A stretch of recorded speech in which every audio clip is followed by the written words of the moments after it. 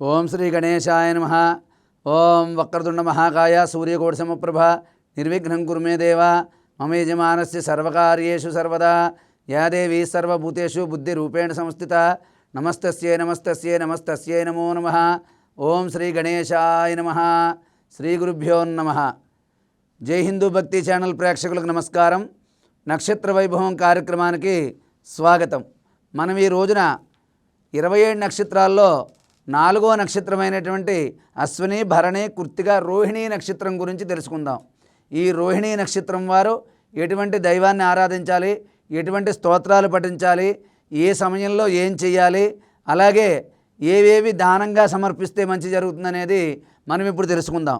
ఈ రోహిణీ నక్షత్రం వారు సోమవారం నియమాలు పాటించడం, చంద్రగ్రహాన్ని ఆరాధించడం, అలాగే సోమవారం నాడు నవగ్రహాలు ఉన్న చోటకు వెళ్ళి అక్కడ నవగ్రహాల్లో చంద్రగ్రహం చూసుకుని ఆ చంద్రగ్రహానికి పాలతో అభిషేకించి దాన్ని శుభ్రం చేసి తర్వాత చక్కగా గంధము కుంకుమ బొట్లు పెట్టి తెలుపు రంగు పువ్వులతో చంద్రగ్రహ అష్టోత్తరంతో పూజ చేసి అలాగే పాలు కానీ లేదా పాలు బియ్యం పంచదార కలిపి ఉండిన క్షీరాన్నాన్ని కానీ నివేదన చేయడం, అలాగే తెల్లని వస్త్రాన్ని ఆ గ్రహానికి సమర్పించడం, అదే రోజున అదే దేవాలయంలో ఉన్న అర్చకునికి కేజింపావు తక్కువ కాకుండా బియ్యాన్ని తెల్లని వస్త్రంలో పోసి దానం చేయడం వల్ల మీకు చక్కగా మానసిక ప్రశాంతత అనేది లభిస్తుంది.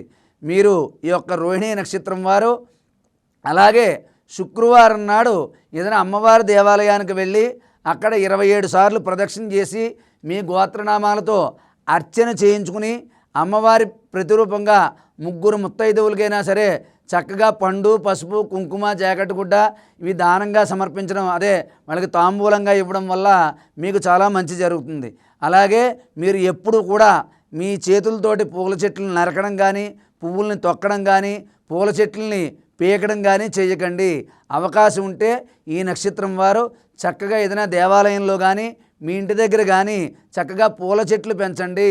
అలాగే మీ దగ్గరలో ఉన్న ఏదైనా దేవాలయం దగ్గర ఖాళీ ఉంటే ఒక నేరేడు చెట్టు చిన్నది కొనుక్కొని వెళ్ళి అక్కడ మీ చేతులతో మీరు పాతండి. లేకపోతే మీ ఇంటి దగ్గరలో ఎక్కడైనా నేరేడు చెట్టు ఉంటే కనుక అక్కడికి వెళ్ళి రోజు దానికి నీళ్లు పోస్తూ ఉండండి.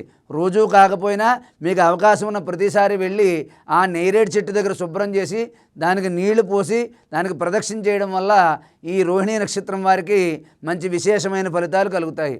అలాగే ఈ యొక్క రోహిణీ నక్షత్రం వారు మీ గోత్రనామాలతో మీ యొక్క దగ్గరలో ఉన్న పంతులు గారి చేత చంద్రగ్రహ సంబంధమైనటువంటి మంత్రంతో మీ గోత్రనామాలతో జపం జరిపించుకుని తర్పణం చేసి తర్వాత యథాశక్తిగా చంద్రుడికి హోమం జరిపించుకుని చక్కగా ఆ చంద్ర సంబంధమైనటువంటి వస్తువులు అంటే బియ్యము, పాలు, పెరుగు, తెల్లని వస్త్రాలు ఏదైనా బ్రాహ్మణుడికి దానం చేయండి. మీకు చాలా విశేషమైన ఫలితాలు కలుగుతాయి.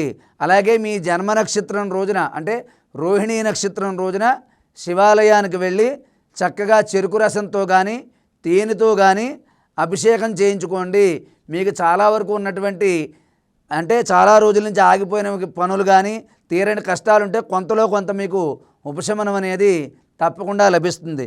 కాబట్టి ఈ యొక్క రోహిణీ నక్షత్రం వారు అమ్మవారి స్తోత్రాలు అలాగే లక్ష్మీ అష్టోత్తరం కానీ మహాలక్ష్మి స్తోత్రం కానీ లేకపోతే శ్రీ సూక్తం వినడం కానీ ఈ యొక్క వచ్చిన వారు ఎవరైనా ఉంటే రోజు ఒకసారి పారాయణం చేయడం కానీ చేయడం వల్ల మీకు చాలా మంచి ఫలితాలు కలుగుతాయి.